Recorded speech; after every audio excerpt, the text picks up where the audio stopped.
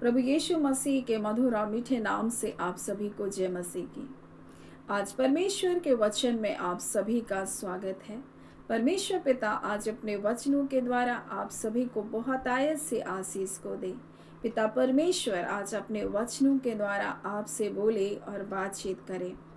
पहला थिस्सलुनीकियों की पत्री जो पौलुस प्रेरित के द्वारा लिखी गई है। अब इस कलीसिया को पौलुस प्रेरित अपने पत्र में परमेश्वर की क्या इच्छा है उसको उजागर कर रहा है, और ये थिस्सलुनीकियों की कलीसिया को इसलिए लिख रहा है क्योंकि थिस्सलुनीकियों जिस नगर में है, थिस्सलुनीकी जो नगर है, उस स्थान में जो विश्वासी लोग हैं, ये ऐसे लोगों के बीच में रह रहे हैं जहाँ व्यभिचार करना तो बहुत बड़ी बात नहीं, क्योंकि उनके मंदिरों में ये व्यभिचार कोई गुनाह नहीं था, परंतु ये व्यभिचार जो है वो उनके लिए एक नियम के जैसा, एक आम बात के जैसा उनके लिए था।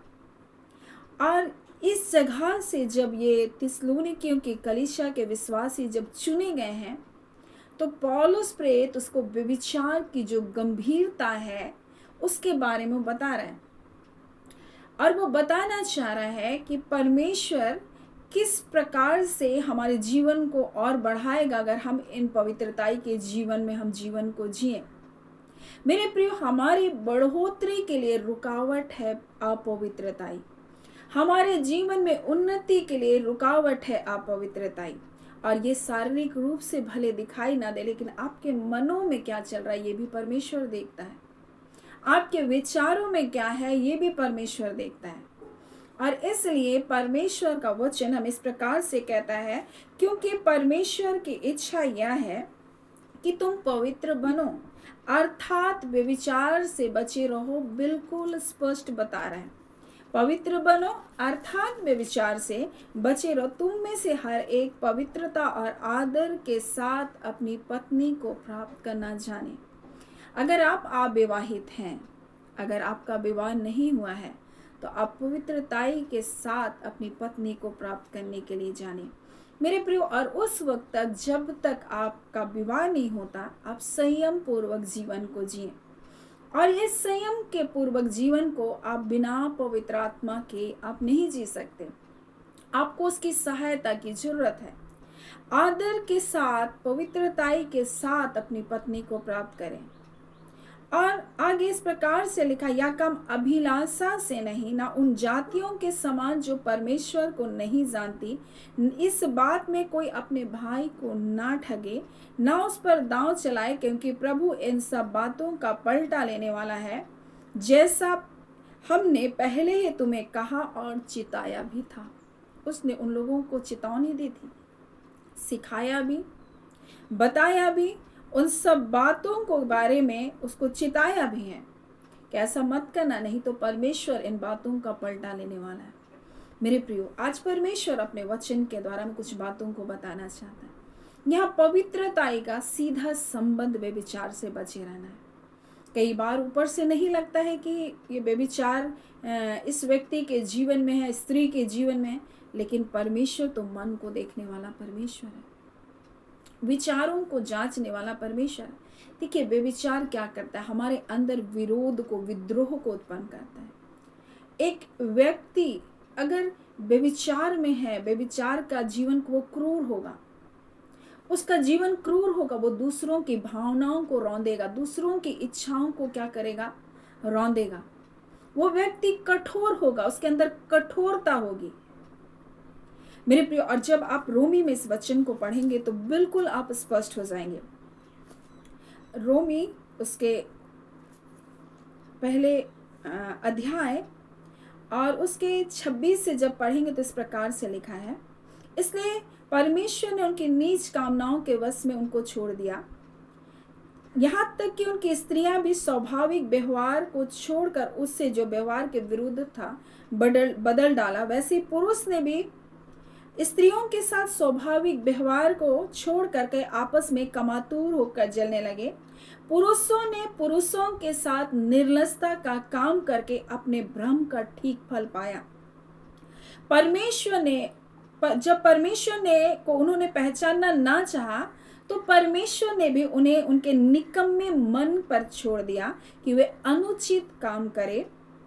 इसलिए वे सब प्रकार का अधर्म, दुष्टता, लोभ, बैरभाव से भर गए, डाह, हत्या, झगड़े, छल, ईर्ष्या से भरपूर हो गए, चुगलखोर हो गए, बदनाम करने वाले हो गए, परमेश्वर से घृणा करने वाले हो गए, दूसरों का अनादर। देखिए व्यभिचार कितना बड़ा गंभीर पाप है। क्या आपने सोचा कभी, क्या आपने जाना, एक व्यक्ति जब अपने परमेश्वर के विरुद्ध में, परमेश्वर जो पवित्र उसके विरुद्ध में जब जाता है व्यभिचार, चाहे वो अपने विवाह के परे जो भी संबंध उसके विरुद्ध में अगर वो जा रहा है, अगर कोई स्त्री स्त्री के साथ व्यभिचार कर रही है, पुरुष पुरुष के साथ व्यभिचार कर रहा है, इसके अलावा वो अपनी इच्छा के अनुसार स्वयं के साथ भी व्यभिचार कर रहा है, वो कठोर होगा, वो विद्रोही होगा, वो चुगलखोर होगा, वो ईर्ष्या से भरा होगा, वो डाह से भरा होगा, बुराई करने वाला, क्योंकि परमेश्वर पवित्र है। और जहां पवित्रताई खत्म होती है, वो सारी बुराइयां अपने साथ लेकर आती है। वो व्यक्ति कभी भी परिवार में स्त्री का सम्मान नहीं करेगा, वो स्त्री कभी भी अपने परिवार का सम्मान नहीं करेगी, क्योंकि उसके अंदर व्यभिचार है। वो पाप जो है दबे छुपे मनुष्य के अंदर में आज घर करके रखा। इसलिए प्रकाशित वाक्य में बिल्कुल स्पष्ट लिखा है, उस स्त्री के व्यभिचार की मदिरा से बहुत सारे लोग क्या होंगे, मतवाले हुए रहेंगे, वो उन पापों में पड़े रहेंगे, वास्तुताओं में। इसलिए वो परमेश्वर का विरोध करेंगे। परमेश्वर का विरोध करने वाले लोगों का ये कि क्या कारण है मेरे प्रयोग, क्योंकि वो व्यभिचार में पड़े हुए लोग हैं, वो पापी लोग हैं, पापों में पड़े हुए लोग हैं, वो अपने जीवन में कठोर हो चुके हैं, वो परमेश्वर को नहीं पहचानना चाहते हैं मेरे प्रिय, इसलिए उनका जीवन ऐसा विद्रोही है, क्रूर है। और जब मैं इस विषय को मैं तैयारी कर रही थी, मेरे लिए बहुत कठिन था, प्रभु मैं इसको कैसे तैयारी करूं, तब मुझे एक स्त्री ने मुझको फोन करके अपने जीवन के कठोर बात को बताया। बहुत वर्षों से शायद उसने अपने अंदर इस बात को छुपा कर रखा, परंतु ना जाने वो क्यों मुझे इस बात को बताई, क्योंकि मुझे लगता है कि मैं इस वचन की तैयारी कर रही थी और मुझको ये जानना बहुत जरूरी था, मुझको सिखाना परमेश्वर जरूरी था कि व्यभिचार क्या खराबी करता मेरे जीवन में। एक स्त्री, एक जो बहुत कम उम्र में थी, वो अपने कार्य के क्षेत्र में थी और उसी दौरान उसको गलत एक फोन नंबर आया और उस फोन के द्वारा उसकी मित्रता हो गई और उसकी मित्रता इतनी गहरी हो गई कि दोनों बहुत करीब हो गए। परंतु जब उसे पता चला कि वो तो शादीशुदा, उसके 2 बच्चे हैं, और जब वो उससे दूर जाना चाहिए तो उसने उसको मारने का षड्यंत्र किया।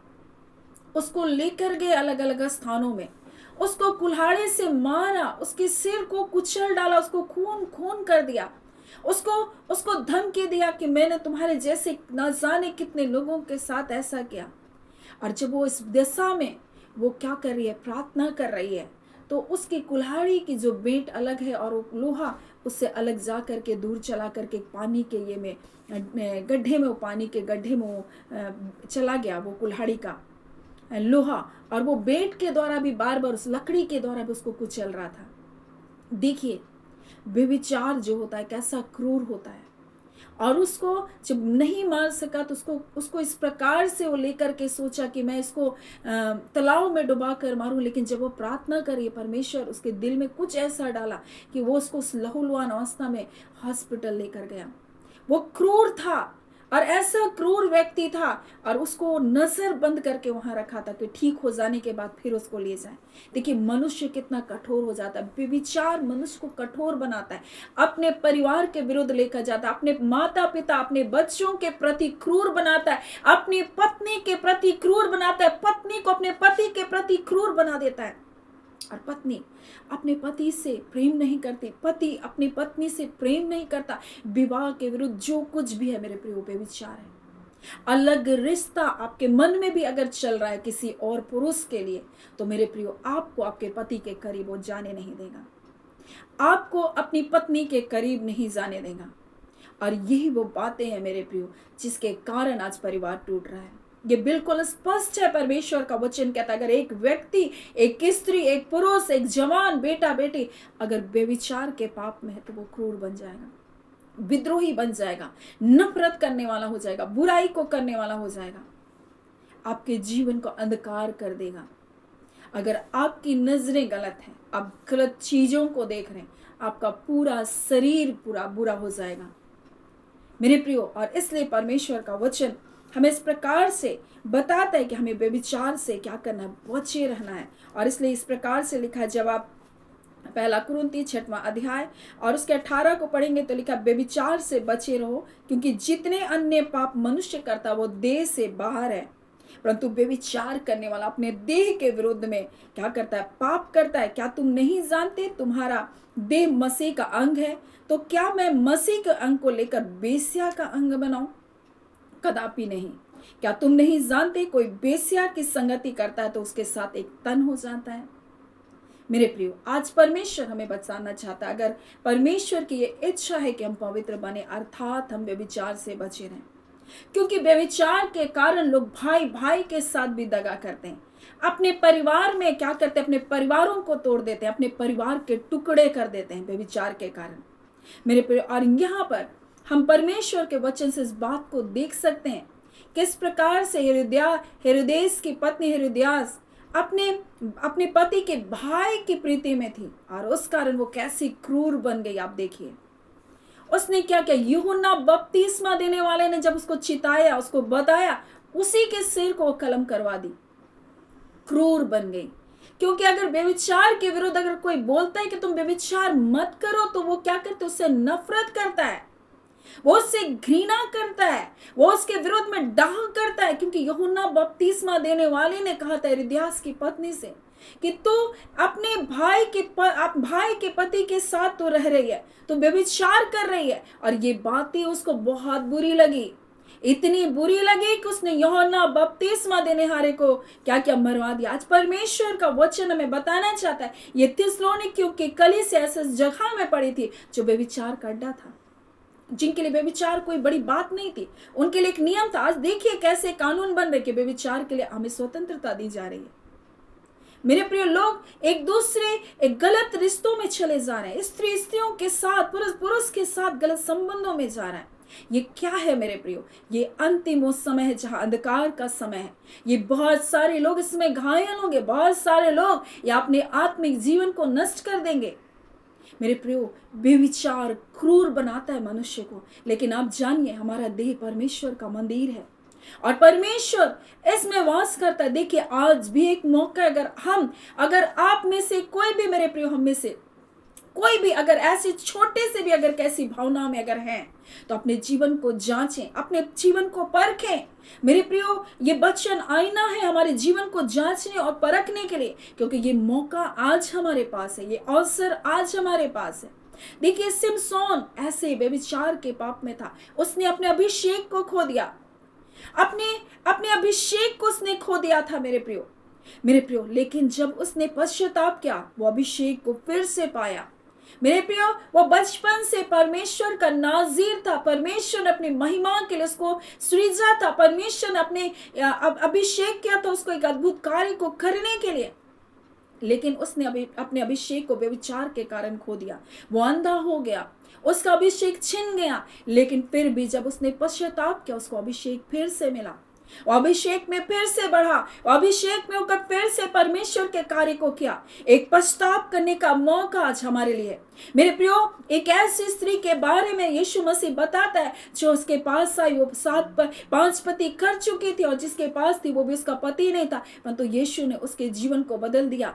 एक ऐसी स्त्री यीशु के पास आई जिसको लोग पत्रवाह करने के लिए लेकर आए, परंतु यीशु ने कहा जा फिर पाप मत करना, मैं भी तुझे माफ करता हूँ। ये माफी आज हम में से प्रत्येक के लिए है। लेकिन क्या हम प्रभु के पास आना चाहते हैं? क्या हम अपने जीवन को वास्तविक रूप से हम पश्चाताप करके उन पापों को छोड़ना चाहते हैं? क्या हम गंदी चीजों को देखना हम छोड़ना चाहते हैं? मेरे प्रिय, ये व्यभिचार जो आपको कठोर बना देगा, ये व्यभिचार जो आपको विद्रोही बना देगा, ये व्यभिचार जो आपको खूनी बना देगा, ये व्यभिचार जो आपको परमेश्वर की उपस्थिति से दूर लेकर जाएगा, आपके अभिषेक को, आपके लिए परमेश्वर की योजना को, आपकी बढ़ोतरी को, आपकी उन्नति को ये क्या करेगा? रोक देगा। और वो चाहे किसी भी प्रकार का व्यभिचार हो, चाहे आप ऊपर से अच्छे दिखते हो, लेकिन आप अपने मन को जानते हैं, आप अपने विचारों को जानते हैं, आपके विचारों में क्या चलता आप जानते हैं। सो परमेश्वर पिता आज अपने वचनों के द्वारा हमें बताना चाहता है कि हम आज कैसे जीवन को जी रहे हैं। मेरे प्रिय, हमारे जीवन को आज जांचने की, परखने की आवश्यकता है। मेरे प्रियो, क्या हम आज परमेश्वर की इच्छा के अनुसार जीवन को जी रहे? क्या हम वास्तविक रूप से परमेश्वर की इच्छा को पूरा करें? परमेश्वर की इच्छा है कि हम पवित्र बने, अर्थात व्यभिचार से हम बचे रहे, क्योंकि हमारा देह उसके पवित्र आत्मा का मंदिर है। और परमेश्वर का वचन हमें इस प्रकार से कहता है, जो प्रभु की संगति में रहता है वो उसके साथ एक आत्मा हो जाता है। आज जब परमेश्वर की हम संगति में है मेरे प्रियो, हम उसके साथ एक आत्मा होने के लिए बुलाए गए और हमारा देह उसके पवित्र आत्मा का मंदिर है। अपने जीवन को जांचें, परखें, कहीं हमारे जीवन में ये त्रुटियां, ये कमियां तो नहीं है, कहीं हम भी ऐसे पापों की ओर तो नहीं जा रहे, कहीं हम भी ऐसे पापों में तो जीवन को नहीं जी रहे, क्योंकि ये हमें परमेश्वर की उपस्थिति से दूर ले जाकर हमको क्रूर बना देगा, हमको निष्ठुर बना देगा, हमको बुराई करने वाला बना देगा। और इसी बात को रूमी में बड़ी स्पष्टता से हमें बताया गया और लिखा है, बदनाम करने वाले, परमेश्वर से घृणा करने वाले, दूसरों का नादर करने वाले, अभिमानी, डींग मार, बुरी बुरी बातों को बनाने वाले, माता पिता की आज्ञा ना मानने वाले, निर्बुद्धि, विश्वासघाती, माया रहित और निर्दयी हो गए। मेरे प्रिय, वो माया रहित निर्दयी बन जाएंगे। मेरे प्रिय, परमेश्वर का वचन हमें बताता है निर्बुद्धि हो जाएंगे, जो काम उसको करना है वो काम नहीं करेंगे, कुछ उल्टा पुल्टा काम करते रहेंगे अपने जीवन में, कभी वो स्थिर नहीं होंगे अपने काम को लेकर, कभी इस काम में हाथ लगाएंगे, कभी उस काम में हाथ लगाएंगे और सब में असफलता। क्यों? ये व्यभिचार के कारण है, ये बुरी बातों की ओर अपने ध्यान को केंद्रित करने के कारण है। परमेश्वर पिता इन वचनों के द्वारा आप सभी के जीवन को बहुत ऐसे आशीष को दे। आमीन। आइए हम प्रार्थना करेंगे। धन्यवाद देते हैं जीवते सच्चे सामर्थ्य पिता परमेश्वर, प्रभु यीशु के नाम से अब आपके पास आते हैं। हम आपके शुक्रगुजार हैं पिता, आज के सुंदर दिन, सुंदर समय के लिए पिता। हम आपका धन्यवाद देते हैं कि हमारा देह आपके पवित्र आत्मा का मंदिर है प्रभु जी, और व्यभिचार हमारे जीवन में परमेश्वर प्रभु जी राज्य नहीं करना चाहिए, आपके लोगों के जीवन में राज्य नहीं करना चाहिए। इस बात को आपने बताया पिता, क्योंकि आपकी इच्छा है प्रभु कि आपके लोग व्यभिचार से बचे रहे। खुदान परमेश्वर, अगर किसी भी बात में परमेश्वर ऐसे बंधनों में आपके लोग फंसे, चाहे प्रभु वो अपने मनों में, अपने विचारों में या किसी गलत चीजों को देखने के द्वारा अगर ऐसे बंधनों में बंधे प्रभु जी, तो यीशु के नाम से वो आजाद होने पाए। पवित्र आत्मा प्रभु उनकी दुर्बलताओं में आप अपनी सहायता को दीजिए, और इन बातों से निकलने के लिए पवित्र आत्मा आप सहायता कीजिए। अपने धन मैदाने हाथ को बढ़ाकर प्रभु जी आप उसे निकालिए उन गड्ढों से, उस लहू के द्वारा प्रभु जी, जो वाचा का लहू है, यीशु आपका लहू है, चाहे जिस भी गड्ढे में गिरे प्रभु जी, आपके वाचा के लहू के द्वारा वो उठा लिए जाने पाए पिता। खुदावन परमेश्वर, हाँ पिता, शत्रु ने बड़े बेपरिमाण रूप से अपने मुंह को पसारा है ताकि आपके लोगों को निगल जाए, आपके लोगों को पिता खत्म करे इन पापों में फंसा कर। परंतु प्रभु आपका अनुग्रह उससे बड़ा है प्रभु, जो आपने प्रभु परमेश्वर सिमसोन के लिए दिखाए, जो उस पापिन स्त्री के लिए दिखाए, वो जो स्त्री सामरिया की पापिन स्त्री के लिए दिखाए, आज प्रभु बहुतों के लिए प्रभु वो अनुग्रह को तू भेज पिता, अपनी दया को परमेश्वर उनके लिए दे पिता, ताकि उन बुराइयों से, उन गलत रिश्तों से, गलत संबंधों से, गलत चीजों से वो बाहर निकलने पाए खुदा परमेश्वर पिता, और जानने पाए पिता परमेश्वर के आपकी इच्छा में प्रभु शामिल होकर वो आनंद, वो शांति कैसी है पिता। खुदावन परमेश्वर, जो बेचैन है, निराश है, हताश है, टूटे हैं, बिखरे हैं, खुदान परमेश्वर उनके जीवन को आप बनाइए। जिनके परिवार में परमेश्वर बातों के कारण टूटा हुआ परिवार है पिता, स्त्रियां प्रार्थना कर रही है, पुरुष प्रार्थना कर रहा है पिता, आज खुदान परमेश्वर उनके बीच में मधुर संबंध स्थापित होने पाए, पति पत्नी का मन एक होने पाए खुदावन परमेश्वर पिता, हर एक गलत संबंधों के बंधन टूटे यीशु के नाम से, हर एक परमेश्वर परिवारों में परमेश्वर अनबन लाने वाली आत्मा निकल बाहर होने पाए, और इसी घड़ी खुदान यीशु के नाम से परिवारों में मेल और मिलाप आने पाए। खुदा परमेश्वर पिता, आपने अपने वचन के द्वारा अपने लोगों से बातचीत किया, आपका धन्यवाद पिता। धन्यवाद के साथ प्रार्थना यीशु के नाम से हम मांगते हैं, दया सुने अनुग्रह से ग्रहण कर लीजिएगा। आमीन। परमेश्वर पिता आप सभी को बहुत ऐसे आशीष को दे। आमीन।